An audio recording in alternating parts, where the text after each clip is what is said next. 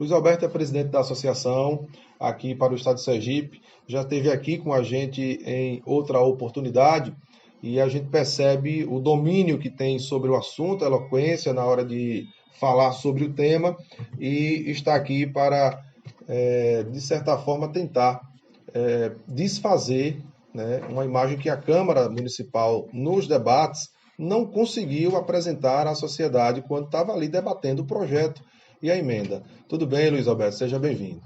Bom dia ao comunicador Patrício Lessa e ao público que nos ouve em suas residências. E eu gostaria de agradecer pelo convite e a oportunidade para que, de forma honesta e didática, a gente consiga resgatar o assassinato da reputação do vereador Ronyson.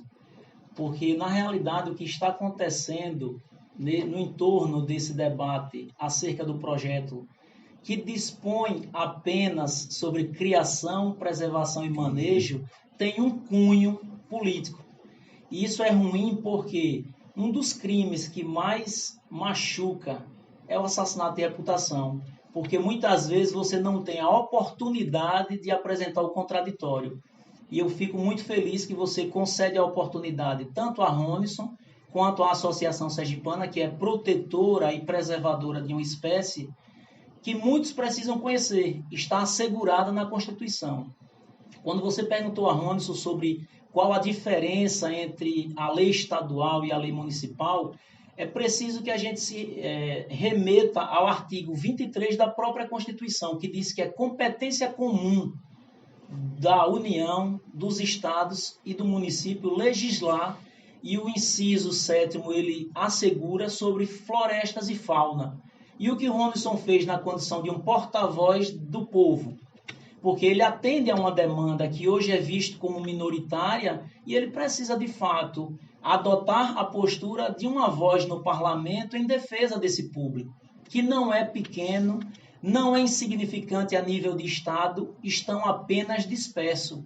E a postura do Ronyson ela vai nesse sentido, de tentar agregar essas pessoas e demonstrar que é uma expressão cultural assegurada, tanto na Constituição quanto em leis federal e estadual. Então, assim, eu fiquei muito triste, eu acompanhei esses debates, inclusive teve um cidadão, o Antônio Madeira, que postou um textozinho no Tribuna da Praia. Esse Antônio Madeira não existe, certo?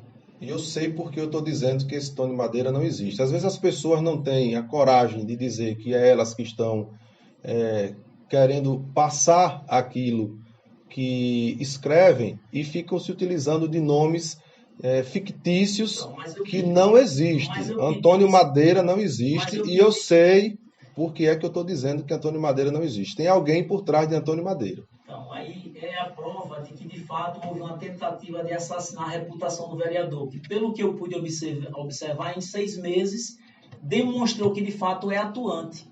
E não se acovarda de defender aquilo que ele acredita, porque, como ele bem mencionou, são qualidades e virtudes que a gente não encontra no universo político. Honrar com a palavra, assumir compromissos. E ele deixou bem claro para que o seu público ouvisse qual é a postura dele. Então, ele não nega que é uma voz no parlamento em defesa de um público que acreditou nele e que não fere, é como ele mencionou, o projeto é interessante.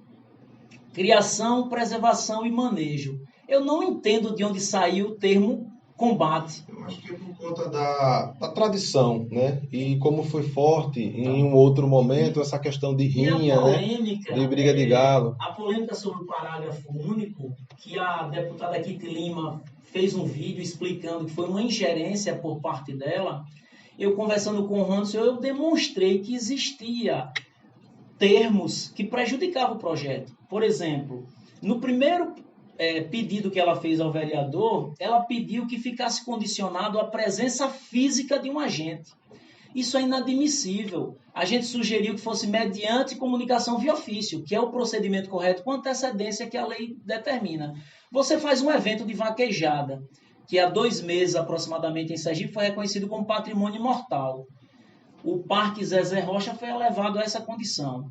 Ele oficializa a DEMA, o IBAMA, mediante ofício. Se o veterinário não for fazer a inspeção, ele não vai deixar de realizar o evento dele, porque ele teve custos, ele teve planejamento, ele tem profissionais que se deslocam de outros estados, então tem toda uma logística que a gente não pode ficar condicionado à presença física de um agente. Luiz, me diga assim, na prática, né, o que é uma exposição de animais? O manejo é você criar, é você tomar conta, criar, adquirir. O que é o manejo e o que é a exposição? Vocês realizam um evento apenas para expor a beleza do galo, para negociar, né? O que é feito numa exposição?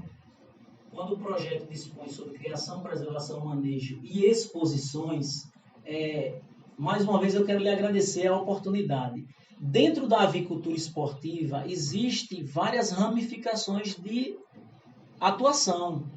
Existe leilão virtual de venda de aves, existe a exposição por plumagem, em São Paulo isso é rotineiro, todo ano tem, existe a venda e existe o combate, sim. Mas o que a gente tem que observar é que no projeto que o Ronson criou não se fala em combate. Você cria cachorro pitbull, a finalidade dele não é ir para rinha, mas algumas pessoas utilizam para briga. Aí por que aquele cão briga, você vai pedir que a raça deixe de existir? Não existe. Então, assim, esse animal ele atende a várias finalidades. Qual é a importância dessa lei no município de Propriá? É assegurar o que está na Constituição, no artigo 225, inciso 2º, que diz o seguinte: é responsabilidade do poder público assegurar a manutenção de todo o patrimônio genético. Aí eu vou trazer um dado importante para os ouvintes. Essa ave está sendo estudada na Universidade de Colômbia, em Nova York, nos Estados Unidos, com amostras de sangue desses animais em todos os países onde ele existe, quase que no mundo todo. Só não ouvi falar no Canadá, o restante possui. Qual a finalidade? Demonstrar a belicosidade como uma característica inata e estender a capacidade de regeneração acelerada para benefícios aos diabéticos. E Bechara, um estudioso pernambucano, ele nos traz uma advertência importante. Toda espécie ela tem uma utilidade. E por mais que exista outra próximo, não substitui. Então, se esse animal deixa de existir, é um prejuízo enorme na nossa biodiversidade. Por exemplo, a cobra cascavel e a cobra coral, ambas são cobra. Mas o veneno que uma produz não é o mesmo que a outra. Então, se uma deixa de existir, a humanidade perde com isso. A preservação é, inclusive, pelo que eu estou entendendo, para que não haja a extinção da espécime e que não deixe de ser, né, utilizada, né, nessas experiências aí. Patrício, você compreendeu, é isso mesmo. Porque é o seguinte, veja, a biologia, ela assegura que toda espécie tem uma utilidade. No passado, os órgãos de fiscalização e controle, tanto do Estado quanto do governo federal, por puro preconceito, arrogância, prepotência, invadiam os criatórios e sacrificavam os animais. Eu tenho um banco de dados para fazer apresentações quando as universidades começarem a ter aula presencial. Nós temos um projeto para ser apresentado, porque a gente quer adentrar o universo acadêmico para demonstrar que as tradições ela têm sua importância e o seu valor. Então, esse animal ele tem que ser protegido. Hoje existe uma decisão do Supremo Tribunal Federal, ainda posso falar na DPF 640, arguição de descumprimento de preceito fundamental, que foi para plenário no dia 21 de novembro de 2020, estava 6-0 a favor do galismo, onde de forma monocrática o ministro Gilmar Mendes decidiu, em uma ação movida pelo PROS, que os animais no Brasil, independente de animais, não fossem mais sacrificados, ainda que encontrados em condições de crueldade e maus tratos. Porque é o seguinte, existe uma resolução do Conselho, a resolução número 37 de 2018, que diz que para você sacrificar um animal, ainda que pelo método da eutanásia, é necessário que ele esteja dentro de alguns critérios. Velhice que não corresponda mais a tratamento, doença incurável, e você precisa saber. Quem lê a resolução vai perceber, até para sacrificar, tem que ser um veterinário capacitado pelos CEAS.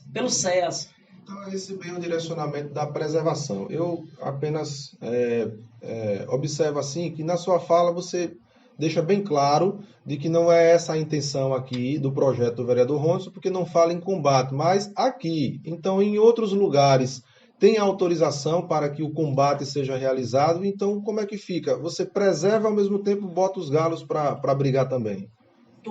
Olha, no estado de Sergipe, todas as cidades que ratificaram a portaria 1998 federal e a lei estadual não fala em combate, fala em preservação, manejo, criação e exposição. Em alguns países é liberado o combate. E, por incrível que pareça, essa espécie ela só existe se houver o combate. Porque é um processo natural que precisa acontecer.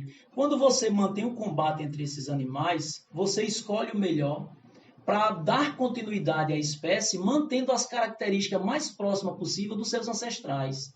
Então, o combate é indispensável. Às vezes alguém vai dizer, mas é crueldade, é maus tratos. Existe uma pesquisa da Costa Rica que diz que apenas 7% desses animais morrem em combate.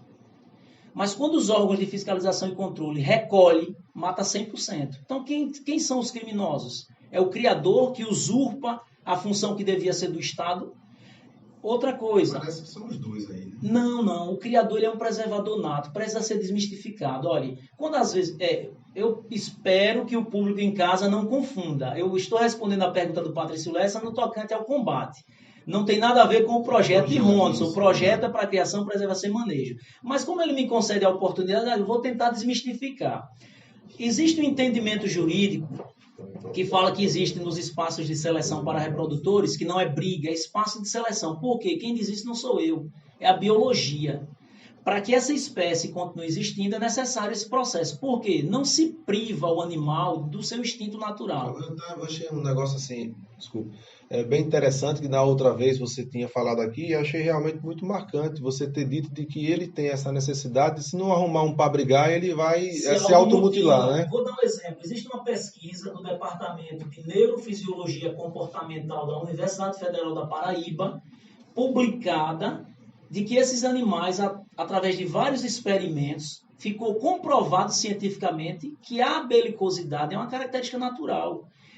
Eu tenho vídeos que irei exibir em apresentações onde forem abertos espaços nas universidades de que pintinho de 2 dias brigando e uma criança deitada no sofá assistindo, para desconstruir aquela imagem de que os animais são anabolizados.